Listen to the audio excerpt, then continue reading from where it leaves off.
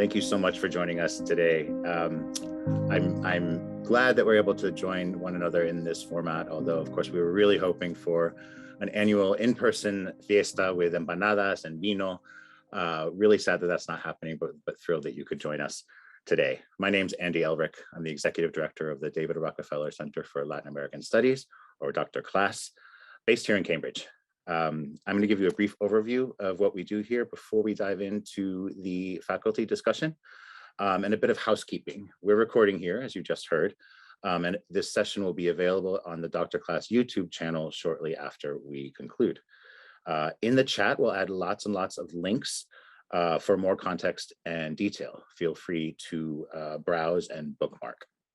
We'll also link to our social media, which is a really great way to stay on top of all our myriad activities and deadlines and grants and all the things that we do for our community. And we'd love to hear from you. The chat is disabled, but please ask questions via the question and answer Q&A portal. Here we go.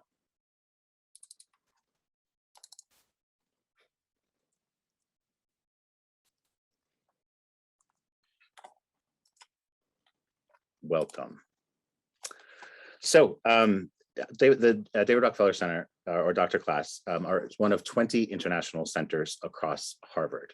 We were the first to have a university-wide mandate, which means that we serve all comers from all Harvard schools and faculties.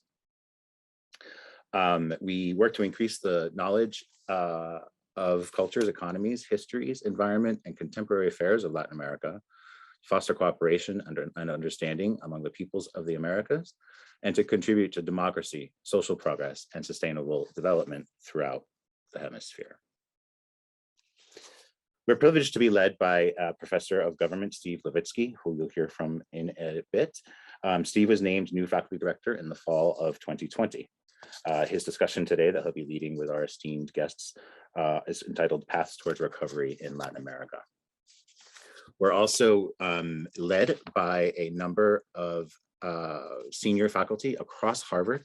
That's our executive committee. There are 15 members who, along with Steve, work to oversee our priorities and our programming. And last but certainly not least, we have 23 staff across 4 countries, and we will introduce them later on. Dr. CLAS is dedicated to supporting faculty and students with programming organized by geography and special topics. You can see them there on the right. We already have scheduled 30 events this semester, and you'll see in the chat links to our calendar. These include the Tuesday seminar series on Latin American politics with the Weatherhead Center, Andes and Southern Cone, art, film, and culture, Brazil, Central America and the Caribbean, Cuba, Mexico, and lots of other programming not connected directly to an official program. 2 very important groups of academics that we are just so happy to work with are the visiting scholars and graduate student associates. They'll call Dr. CLAS home for a period of research. We just welcomed our new class of both the beginning of the year, and I'm looking forward to hearing more from them. We will have a new deadline, and this will be in the link in the chat. New deadline if you'd like to join us as a visiting scholar. It's November 8th, 2021. So do please consider that, and please spread the word that we have these opportunities for visiting scholars from around the world, anywhere in the world, who have an interest in Latin America.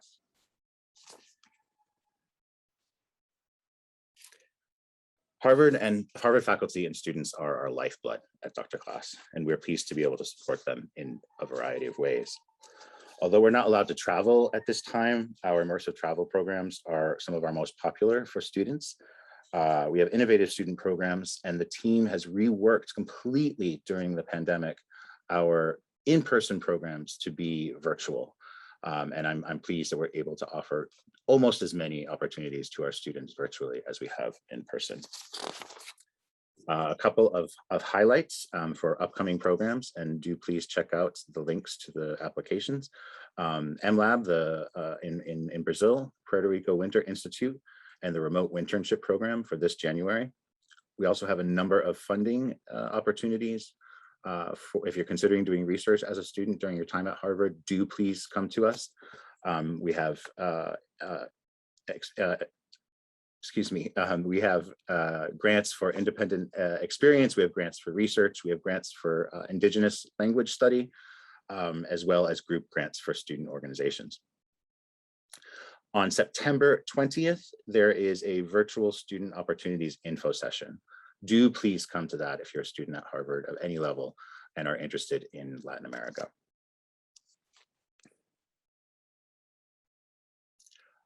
Any students who are interested in Latin America and are wanting to have an additional credential, if you will, are invited to apply for the certificate in Latin American studies. And there's information coming in the chat on that on our website. And of course, faculty. Faculty are perhaps the most important constituent that we have. We support faculty research through grants, through membership in our committees, through our programming. And I just want to give a shout out to a few that are here in the webinar. Deborah Anker, Gabriela Oliveira, new to the Ed School, Ted McDonald, Catherine Sickink, and Tom Cummins. Thank you for being here. Apologies for late registrations if I didn't give you a shout out. Thanks for joining us. Revista. Revista is our online publication that focuses on themes relating to Latin America. It brings together diverse voices on each theme, highlighting the work of Harvard students, faculty, alumni, and visiting scholars. Revista is launching its new Monuments and Counter-Monuments issue on September 30th, and we'll have a discussion at 1 p.m. moderated by Diana Sorensen of Harvard's Romance, Languages, and Literatures Department. It should be an exciting gathering of authors and researchers speaking on the past and future of monuments, and the link to register is coming in the chat. Before I turn it over to Steve, I just wanted to introduce, as in small groups, our teams. Could we unhighlight so that we could see everybody?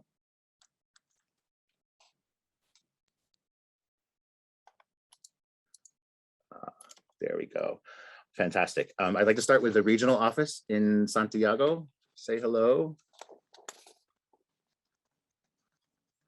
How about I'm Marcela Renteria. Hi. We're just going to do groups for now. We'll come back.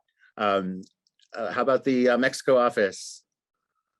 Hey, Lore. Hey, Mauricio. Saludos. The Brazil team. Hola, hello. Hello, everyone. And finally, here in Cambridge, whether you're at home, in the office, or somewhere else. Great. So I will turn it over to Steve Levitsky, who I think is just down the hall. And Steve, is this your first time in your office? First time in the office, yes. Exciting. Welcome. All right. Hi, everyone. A warm bienvenido to the entire Dr. Class community, old friends and new. Special welcome to our graduate student associates, Martha, Rebecca, Lucas, Madai, and Adriana, as well as our new class of visiting scholars, Eliana Angotti, Santiago Andrea, Gineta Candelario, Sergio Cardenas, Jennifer Eaglin, Rodriguez, and Francisca Uccelli. As Andy mentioned, our open houses are usually in person. They're usually full of a lot of food and drink and music. Last year, we didn't have that, and I tried desperately to substitute for those things with a long series of terrible gags and even worse jokes. But I'm much more mature this year. As you can see, I'm not even wearing my Argentina football jersey. And I promised the team here in Cambridge that there would be no swearing and no jokes. So I guess that pretty much wraps things up here, right? Okay, show goes on. Last year was a tough year. It's a tough year for everybody. I don't need to list the many ways in which it was tough, but I do want to state my appreciation and really my admiration for what our staff accomplished last year. Andy, together with Pau and Edwin, Raquel, June, Jillian, Thiago, Jimena, Gabriel, Morena, Marcel, In regional offices, Elena, Tim, Camila, Larissa, Breno, Mauricio, Lorena, Marcela, Pilo, Deneb, Keka, and of course, Maria Jose. Their butts off under really difficult circumstances to keep Dr. Pass going over the last year and a half. And thanks to work and their, and in some cases, their sacrifice, our communities continue to thrive. I cannot tell you how much we appreciate, how much we value what you guys have given and continue to give to the center and what you've accomplished. Here in Cambridge, we are slowly but surely making our transition back. This is literally my first hour in the office. And as Andy mentioned, the central theme for this year is pathways towards recovery in Latin America. As all of you know, I think the pandemic has hit Latin America harder in many respects than any other region in the world. Consequences of the pandemic for public health, for education, for economies, local community, for civil society, even for democracy has been devastating. And sadly, due to the unequal access to vaccines, Latin America is far from being out of the woods. But we think it's important to focus on recovery and specifically on what Latin Americans are doing to overcome the crisis and hopefully, to steal a line from Joe Biden, to build back better. That, of course, requires a pretty rigorous examination of the pandemic's physical, social, economic, political, educational, and cultural consequences. But it also requires some forward-looking initiatives. It's going to require creativity, innovation, experimentation, imagination. Faculty, our students, our visiting scholars will be doing that in a multiplicity of ways over the coming year, whether it's in public health, in education, in economics and political science, in anthropology, history, literature, the arts. We will be studying what the hell has happened over the last couple of years, and we'll be thinking about how Latin Americans can build healthier, safer, more prosperous, more democratic, and more just communities going forward. And talk a little bit about, we've invited, and I'm very pleased to introduce 3 faculty members to speak on different aspects of Latin America's recovery. And I'll introduce them in a second, but first I want to say a word or two democratic recovery in the region. Latin America, I think, is pretty clearly facing its greatest threat to democracy since the 1980s. Democracy long ago collapsed into creating what was probably, I think, the worst humanitarian crisis in modern Latin American history. In Nicaragua, President Ortega has locked up all of his rivals in the upcoming presidential election, establishing a level of outright dictatorship not seen in the region outside of Cuba since the early 1980s, so 40 years. In El Salvador, Nayib Bukele took advantage of his broad public support to very quickly eliminate checks on his power and to lay the bases for autocracy. In Brazil, Bolsonaro has stepped up his attacks on the Supreme Court and declared this week that only God can remove him from office. In Mexico, AMLO continues to threaten key independent agencies, including, importantly, the electoral authorities. In Peru, supporters of Keiko Fujimori tried to effectively pull a Trump and overturn the results of a virtual election. Chile continues to face its deepest crisis since Pinochet. And finally, I think most frightening of all, Latin American militaries are re-entering the political in much of the region. In El Salvador, President Bukele used the military to bully Congress. In Honduras, the military helped keep Hernandez in power despite his unconstitutional and criminal behavior. In Bolivia, the military stepped in to tell Evo Morales to step down a couple of years ago. In Peru, many civilian politicians openly sought military intervention to prevent Pedro Castillo from assuming the presidency. And in Brazil, military officials recently as the arbiters of political conflict in the Bolsonaro presidency. This is a really troubling development. One of Latin America's greatest achievements over the last 40 years, pushing the army out of politics, and the military's return, even as an arbiter, would have devastating consequences for democracy. But the news is not all bad. Latin Americans are pushing back. The last year has seen democratic recovery in Bolivia and Ecuador. Chile's crisis has given rise to a constitution writing process with real potential to deepen that country's democracy. The Constituent Assembly that Chileans elected earlier this year is far and away the most representative elected in Chile's history. Mexican voters began to push back a little bit against AMLO in this year's midterm election And Brazilians have recently against Bolsonaro's autocratic behavior. It is not, as far as I can tell, it is not God that's going to stop Bolsonaro. It's going to be the courts, Congress, and ultimately Brazilian voters who will stop him. Even his worst leadership, Latin Americans continue to fight back. Nicaraguans mobilized in massive numbers against Ortega's dictatorship. Venezuelans continue against all odds to resist the Maduro dictatorship. And even in Cuba, public opposition has begun to stir. This year saw unprecedented street protests in Cuba. Latin Americans are not going to lie down and accept a return to the repressive dictatorships of the 1970s. Democratic forces are well. We should and will support them. Some of these forces that we're going to see are new. Some of them are very young.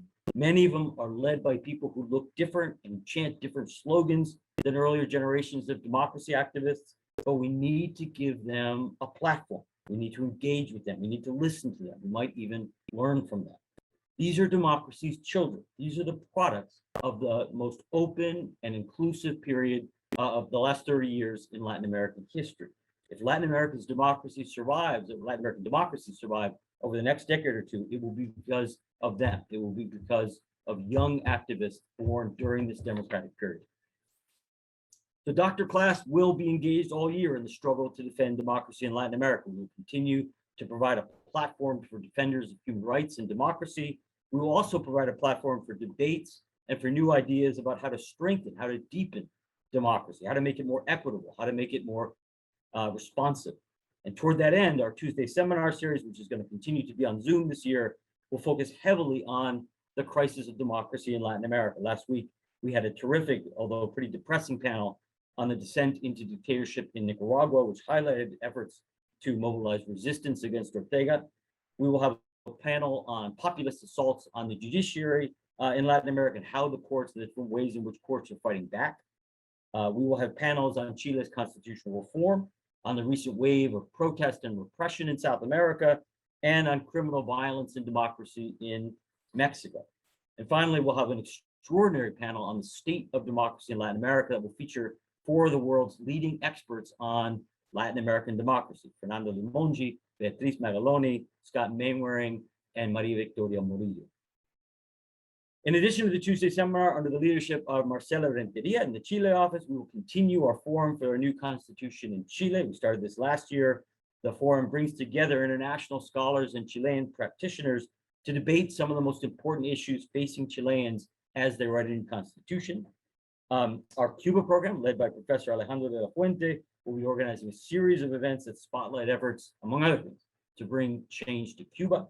Our Brazil Studies program, under the leadership of Professor Marcia Castro, will continue programming on Brazilian democracy. In fact, we are in conversation with former Presidents Lula and Oso about sponsoring a public dialogue between the two of them on the future of democracy in Latin America. And we have a New Mexico seminar organized by Diane Davis and Gabriela Soto Laviaga, which explores a range of challenges facing Mexico and Mexican democracy from a multidisciplinary perspective. All right, we are now very fortunate to have three of our star faculty talk about other aspects of Latin America's recovery beyond democracy. They are Marcia Castro, Gabriela Soto Laviaga, and Fernando Reimers. I'm going to introduce them one by one as they before they speak, and I want to start with Fernando because I know he needs to leave a little early. So, this is Ford Foundation Professor of the Practice in International Education.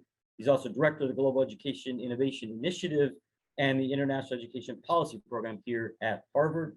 Professor Reimers is interested in advancing understanding of the ways that schools can empower students to participate civically and economically. He's author of many books, the most recent of which is One Student at a Time, Leading the Global Education Movement, which is available in both English and Spanish. Fernando, thank you so much for joining us. Steve, thanks for bringing us together. And to those of you who are new to Dr. Class, I encourage you to connect. This is a great community. Some of you may not remember these or even have been born when that happened, but there was a TV series called Cheers. And the music for that place was, it's a place where everybody knows your name. That's what Dr. Class will be for you. Dr. Class will be like Cheers, the place where everybody knows your name. It's a little bit of Latin America at Harvard, so connect with it. I'm going to share my screen, actually. I wasn't going to do that, but I think this will help me be more efficient. My slides are going to be in Spanish because they were prepared for a different goal, but I hope they are useful. Can you see my screen right now? I'm gonna have 5 slides. Can you see them now? Yes. Oh, shoot, that's the wrong one. That's the one that's coming. Sorry. Give me a second. Okay, that's what I was trying to do. Okay. You see something that says influenza. So the story of, I've been studying for the last 18 months, the impact of COVID on educational opportunity in the world, including in Latin America. And the story is a story of tremendous loss, of course, learning loss and access to school. But it is also a story of good things happening. And I think it's very important to balance the overwhelming learning loss with paying attention to the innovation dividend of the pandemic and to the good things that are happening. So the mechanisms through which this pandemic has impacted education are very simple. Fiscal austerity, austerity in families, impact in health, both physical and psychological, interruption of schooling. Latin America has had the longest school closures in the world, and the arrangements that were created to continue to educate remotely haven't really worked very well, particularly for poor kids. And there has been also a multiplier effect of the pandemic on other challenges, which has indirectly influenced education. So that's the negative side of things. Let me see. And so this crisis could have 2 results in education. It's possible that the loss in educational opportunity are going to set the region back maybe 20 years in levels of access to education, which is a lot, to wipe out all the gains that were made essentially in getting the last mile of kids into school and in beginning to address the big disparities which are in access to the last 3 years of high school. But it's also possible that this pandemic is the biggest opportunity for an education reset in this region, in particularly in how universities connect to schools. I'm going to refer to that. I'm not going to talk about these. So, it's reasonable to ask, is Latin America at the doors of a new lost decade? The lost decade was the way in which the 1980s were characterized because the programs of economic adjustment in the region produced tremendous austerity in investment in human capital. And in that region, the progress made in previous decades either stagnated or went back in terms of access, completion of schooling. If you want to know what the impact of this pandemic has been on education, look at the last 2 issues of the Journal of the Organization of Ibero-American States. There are 16 articles produced by Latin American scholars that document the impact of the pandemic on K through 12 education, higher education in all of Latin America, in most Latin American countries. Let me point something out, which begins to talk about the positives. We were planning to, I was the editor of these 2 issues. I was going to edit 1 special issue. We needed 8 articles. We put out a call for proposals. We got 160 scientific papers. The people who edit the journal says they've never had so many papers, all of them produced in Latin American universities. So that's a very interesting signal that in this region, there are scholars in universities studying what impact is the pandemic having in education. We had to produce 2 issues of the journal instead of 1 because the articles were so good. This is the story of the calamity. This is a book that contains work done by my graduate students, and it talks mostly about the loss. And the book on the left-hand side, which is going to be published at the end of next week, it's an open access book. It's a comparative set of 13 case studies, including 3 countries in Latin America: Chile, Mexico, and what's their country? I forget right now, and Brazil. And the conclusion of that book is very simple. The impact of this pandemic has been mediated by country and social class. Latin America fares a lot worse than any other region that I have in this book. I don't have Sub-Saharan Africa in this book. But the story in Latin America is a story of social class. Is social class mediated the impact? Educational inequality has increased in this pandemic because the alternative arrangements that were created work a lot better for children of educated parents than for children whose parents had to keep going to the market to earn daily wages and who didn't have good internet connections. Let me now talk about the good things that are happening. The book on the right-hand side is a comparative study of 20 case studies of universities around the world that in the middle of the pandemic partnered with education systems to sustain educational opportunity. Latin America is ahead of the rest of the world in how universities embrace the social responsibility to look towards the K-12 system and to say, we're going to offer professional development for teachers, we're going to offer guidance and assistance to education administrators. I wish American universities, frankly, were following the lead of what Latin American universities are doing. The reason I have to leave early is because I have a conversation with university leaders organized by LASPAO on this very subject. And so I have great hope that universities in Latin America are going to rethink their mission and say, outreach is something very important that we do. And outreach to K through 12 is fundamental. This is the time in which universities can demonstrate for society how much value we add. In a recent article where I looked at higher education in Latin America, there are some very interesting things. Unlike the United States, where confidence of the public in universities has been declining for the last 8 years, and an increasing percentage of the population ask, what good universities do for society anyway? The opposite is happening in universities. Universities are held in high esteem by the public in Latin America. It hasn't declined like it has in the United States. And my hunch is that in part, it is because universities see themselves as having a mission of outreach, which they take very, very seriously. So for example, University of Guadalajara, the largest public university in Mexico, has a network of upper secondary high schools throughout the state, which they integrated with their university campuses in the middle of this pandemic. And they produce a model to teach online. They basically shared with their schools all the knowledge that they had at the university level. They built partnerships with Arizona State University, which is one of the most innovative American universities at the moment, but also in how they're dealing with the pandemic.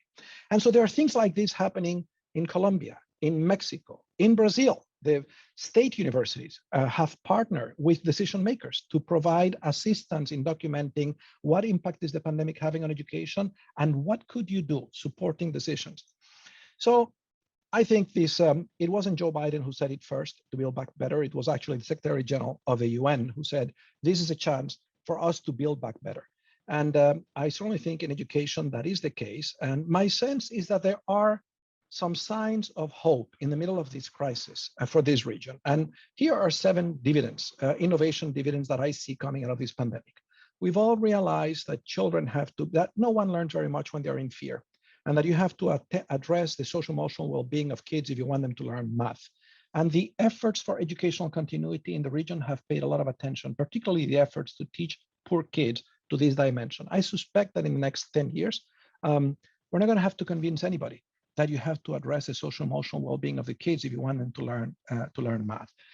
I begin to see a lot great attention to the role of the university as a place to advances expert knowledge. The current president of the University of Los Andes, perhaps a future president of the country, is one of the most innovative thinkers and leaders of higher education, in my estimation, in the conception he has of the university as the place that has a role to advance expertise in decision-making in the society. So we compare the US, the rise of these movements that wonder, why do we have universities in the first place? What to do for society? To have a university president that say, we have a role to do in using the power of science and of expert knowledge in improving society, not just in improving the well-being of the people who are privileged enough to come to the university, especially to advance the well-being of the people who don't come to the university. Certainly, there's been a huge immersion in the use of technology and a lot of innovative work, and also a lot of awareness of the things that need to be learned in Latin America, and a number of other positive things. So let me stop here and then just conclude that this is, in many ways, a terrible time in Latin America in terms of the impact that the pandemic has had on education, but it is also a time in which we should admire the leadership, not necessarily of the federal government in countries like Brazil and Mexico, which has been missing in action in education, but of state governments, of civil society, of universities, of teachers, of organizations of civil society that have really stepped up in where there has been a vacuum of power of leadership to say, you know what, education is too important to just wait out and see what happens. We should all do what we could to sustain opportunity and to advance opportunity. And there are a number of good things happening. And my hope is that the academic community will take the time to learn the goodness, to kind of let go a little bit of the obsession with pathology and with what's wrong in society and balance that out, pointing and spotlighting the good things that are happening in this crisis, because I think that is part of what can help this region move forward and get out of what is undeniably a moment of crisis. Thank you. And I apologize, I have to go. I have another conversation that should have begun a minute ago. And so I'm so sorry to have to leave you now. Thank you, Fernando. Bye. Appreciate it. Bye. Okay, it's my great pleasure to introduce our second speaker, Marcia Castro. Marcia Castro is Andalo Professor of Demography and Chair of Global Health and Population at the Harvard School of Public Health. She's also, importantly, the faculty chair of our Brazil Studies program here at Dr. Class. Professor Castro is one of the world's experts on evidence of malaria transmission with more than 2 decades of experience working particularly in the Brazilian Amazon. She's also played a major role in public debates over government responses to the pandemic in Latin America, especially, but not only in Brazil. Marcia, thank you so much for joining us. Thanks, Steve, for inviting me. And I want to welcome everybody that joined us in this open house. So let me raise a few issues, and I apologize, but I'm going to have a focus on Brazil. So Brazil is off track politically, socially, environmentally, and economically. It has become the poster child of bad decisions during a pandemic and honestly, even beyond the pandemic. The consequences are many. As Steve mentioned, our democracy is under threat. Hunger is back on the agenda, and food security has reached levels not seen in decades in Brazil. Unemployment rate is almost 15%.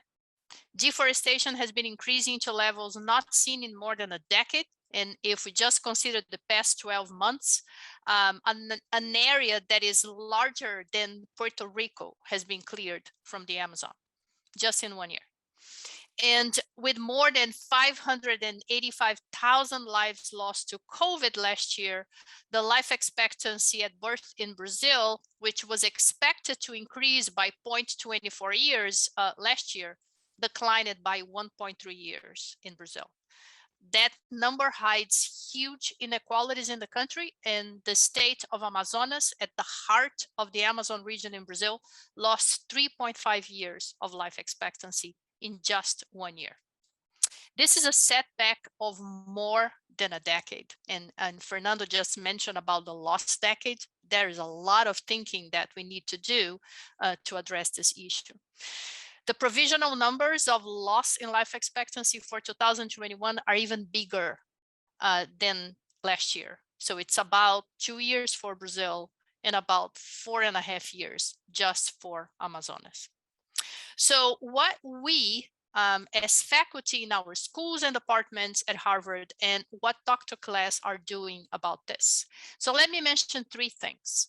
First, we do the best research possible to measure, understand, and resolve those challenges. As Dr. Margaret Chan, the former Director General of the World Health Organization, used to say, what gets measured gets done. So while doing that, we involve our students, we involve other researchers in the work, and therefore we are supporting capacity building here at Harvard, but also in the countries in Latin America that we work with. I'm involved in several studies related to COVID, malaria, arboviruses, maternal and child health, and in all of them, there are Harvard and Brazilian scholars, students, and postdocs involved. Second, data, all the data that I just mentioned, without the local stories are nothing. We must amplify the voices and the stories from Latin America. Let me give you 2 examples. Just yesterday, we hosted a seminar on the development and use of the COVID-19 vaccine in Cuba and had a chance to learn how Cuba was able to mobilize their best minds to develop vaccines in 14 months. That's a story that you don't read in the newspapers here. In fact, you don't hear at all that story here. Next Wednesday, we're gonna have a panel on imagining collective futures in the Amazon that will bring together Brazilian scholars and the first female leader of the Gavião Acrati-Catege ethnic group in Brazil. And there's much more to come. So please check the link that Andy put in the beginning and check the events that we're gonna be doing, amplifying those voices and bringing those issues to the table to discuss with each one of you. Third and last thing I want to mention, we must engage with the public. Many of us, myself included, have engaged with the media all types, TV, radio, newspapers, participated in podcasts, spoken to community groups, volunteered our time to produce educational and training material for community health workers and other organizations that are trying to combat infodemics or the spread of fake information. This work, trust me, is exhausting, not always fun, but it's needed and we got to do it. So folks, please get engaged, get involved in work that seeks to mitigate challenges and to give voices to the vulnerable who sometimes are also invisible to those in power. Join us at Dr. Class in the path toward recovery in Latin America. Thank you. Thank you, Professor Castro. I thoroughly endorse Professor Castro's last point. Okay, as our third speaker, it's a great honor to introduce to you Gabriela Soto Laviaga, a professor of history of science, Madero professor for the study of Mexico here at Harvard. Importantly, she's also co-chair with Diane Davis of our Mexico program. Professor Soto studies the intersection of science and culture, public health and scientific and medical exchange in the global South. She's author of the award-winning book, Jungle Laboratories, Mexican Peasants, National Projects, and the Making of the Pill. Her second monograph, Sanitizing Rebellion, looks at the role of healthcare providers in the formation of modern states. Professor Soto, it's a great pleasure to have you. Are you here? There you go. We cannot hear you. So sorry, you would think that after all these years that I would unmute myself. Thank you, Steve. And like my colleagues before me, I want to say welcome to everyone who's new. And as others have said, Dr. Class is a wonderful space for exchange, but also of camaraderie. So I want to speak very briefly about something that Marcia actually touched on. And I'm going to share my screen. So most of us did not think about food supply or global food chains until it's maybe about a year and a half ago, when you might have walked into a supermarket and seen for the first time for many shelves that were absolutely empty. Because we tended to think that empty shelves, especially shelves devoid of food, was something that happened over there, wherever that over there might be. But I think what the pandemic really brought to the fore for many here was that we are a globally connected food chain that, especially in a pandemic, when it falls apart in the most vulnerable places. And it turned out that the food that we were seeing on our shelves was dependent on some of the most vulnerable in society. Here, for example, California farm workers, the majority of whom are undocumented workers. And during a pandemic, a vulnerable population became even more so. And not just because of the medical crisis, but because of the fact that many had very little access to any existing welfare net. So what does that mean? That means that it's all interconnected with Latin America. When the food supply began to suffer, the hunger rates rose. Well, Miguel Barreto, the regional director for the World Food Program, he said that in Latin America is facing a pandemic of hunger. Last year, 47 million people in the region were classified as hungry, according to this year, meaning 2020, with another 190 million listed as food insecure. For those of you, these numbers are really, especially for those of us thinking about democracy and what does that mean to have a region of so many hungry people. But Latin America is also facing the double burden of malnutrition and rising obesity, which is rising obesity and hunger. I won't be talking about that today because I want to talk about the fact that hunger is not a new problem or hasn't been painted as a new problem for Latin America. In fact, in the 1940s, Henry Wallace, who was then the former Secretary of Agriculture under Roosevelt, he visited Mexico. And one of the key things that he says is that there is a problem that is looming, that is coming, and it's at the door of the United States, and it's hunger. And that if there's not a solution, if a solution for hunger is not found, then societies will topple. And as we entered an era of the Cold War, that the Soviets could come in. So hunger became a political, part of a political dialogue. The interesting thing is that even then, hunger was not a problem of supply. Even now, there is enough food in the world to feed everyone. Let me repeat that. There is enough food in the world to feed everyone. It's not a problem of supply. It's a problem of distribution and who has access. But in the mid-1940s, hunger was portrayed as a problem of science. And that if we could tweak the genes, if we could tweak plants, we could change yields. And if we increased yields, then we could end hunger. So a conversation that was about distribution very quickly became a conversation about science, because potentially science could end the hunger problem. But hunger is not a scientific problem. Hunger is a social problem. So science was not going to solve it. Hence the reason why now, decades later, we're still battling with this issue. And one of the areas in which this solution, the scientific solution to hunger was going to take place was in Mexico.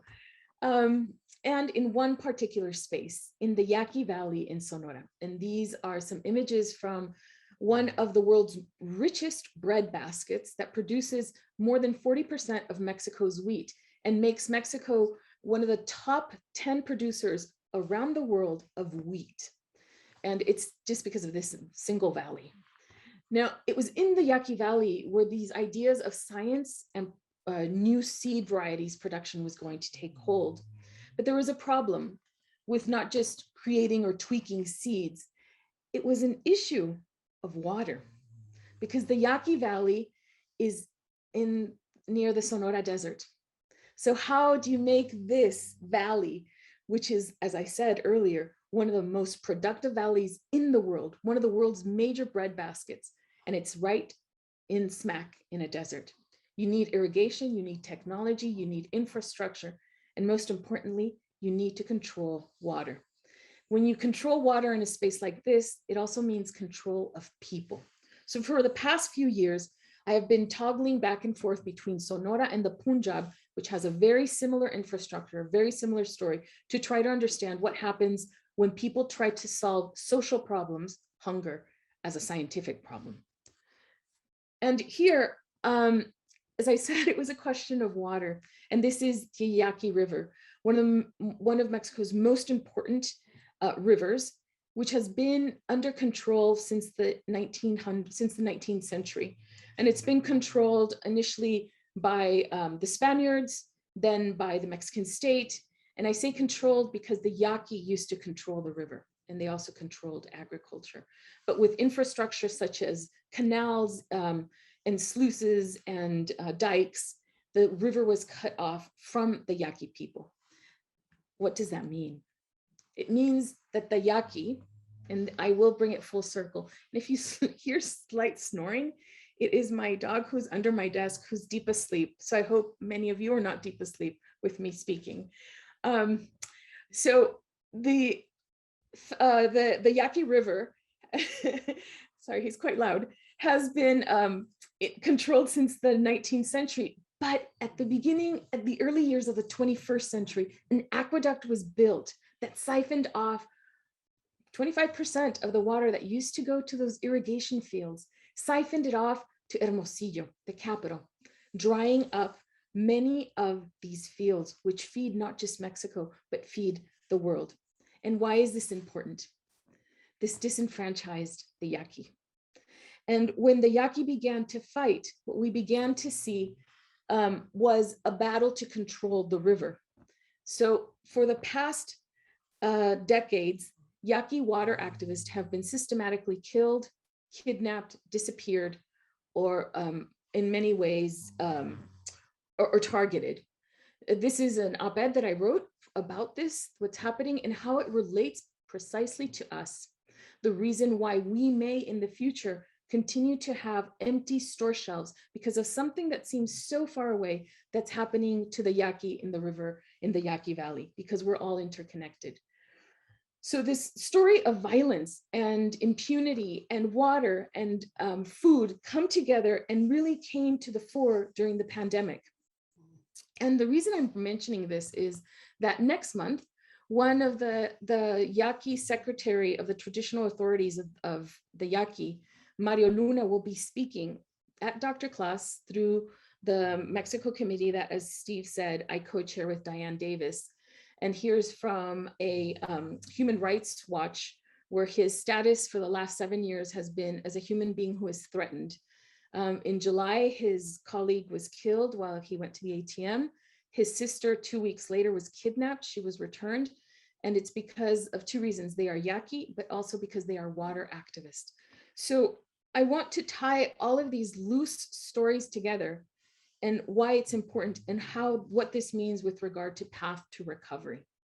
Just 10 days ago, it was announced that the Yaqui would be given, for the first time in Mexico's history, the right to control a water district. Now, this is significant, and it's significant because it shifts how we understand natural resources, because the Yaqui do not believe that water belongs to an individual, nor it doesn't belong to a people. With the Yaqui having control of a water district, suddenly shifts our understanding of the relationship between humans and the environment that surrounds us, which leads me back to food. Because if you alter how we understand our ecology, our environment, then potentially new solutions for how we provide the world, how we distribute food can also come about. It all comes from this community and moving out and potentially finally having a solution to a social problem like hunger. Thank you so much.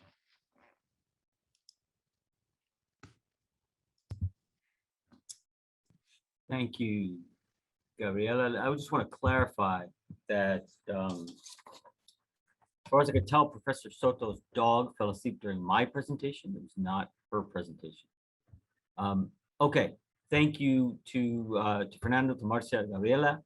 I wanted now to open up the floor to questions, which you can send through the Q&A function. These can be questions of the Dr. Class team. They can also be questions of any of the faculty presenters, except for Fernando Reimers, who's no longer with us.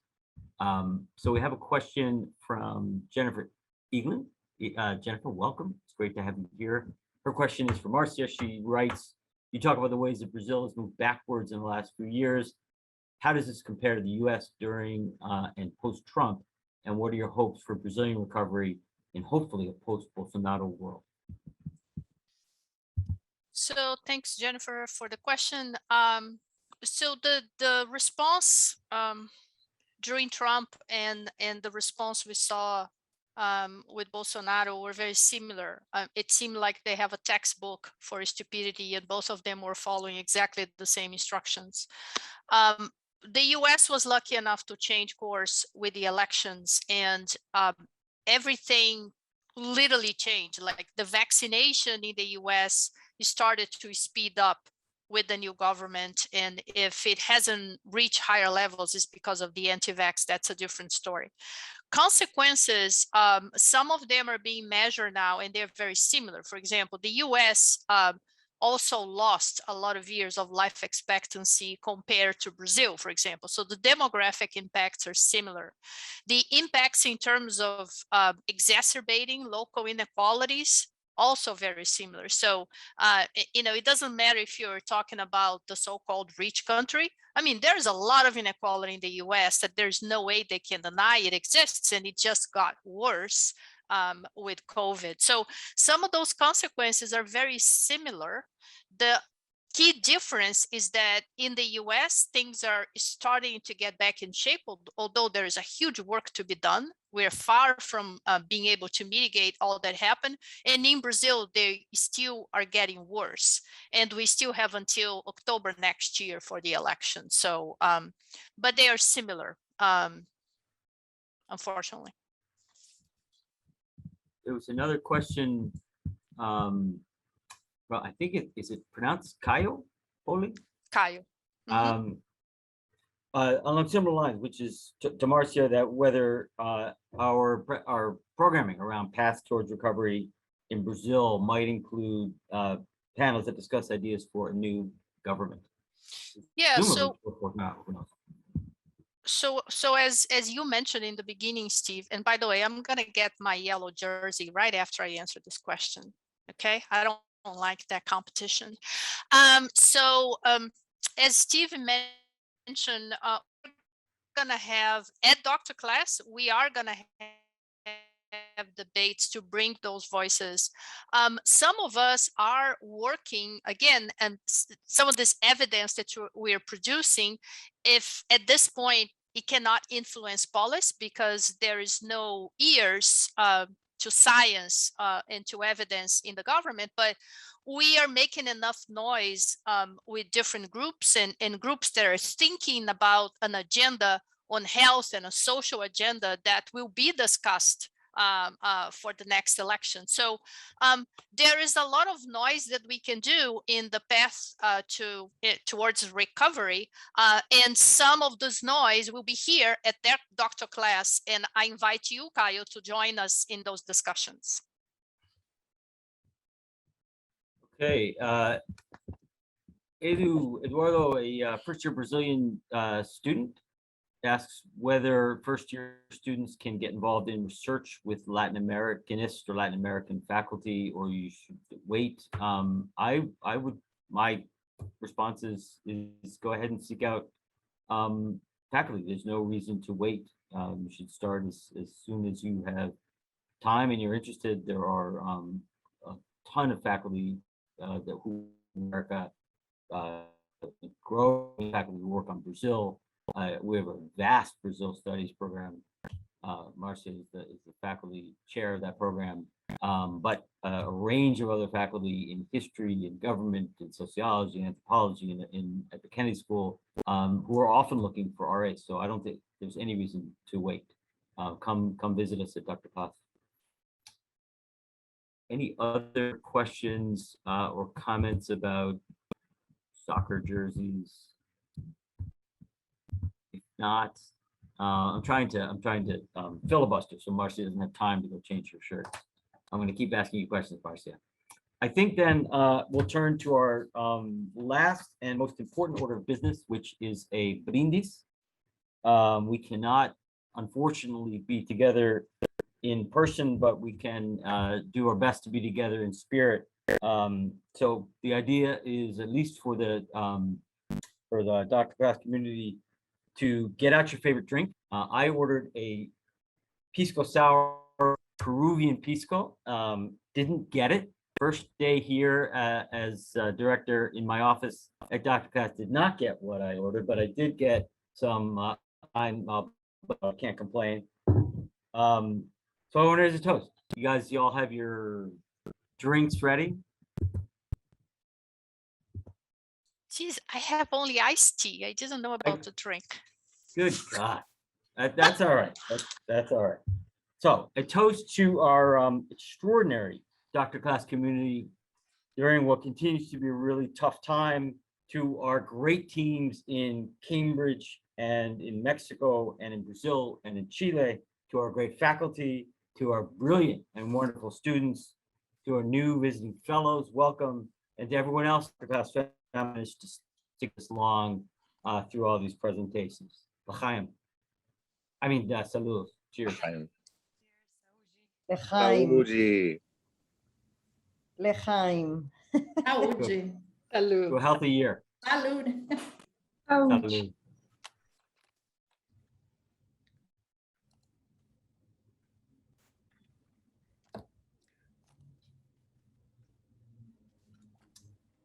So if y'all want to stick around, maybe we can stop recording.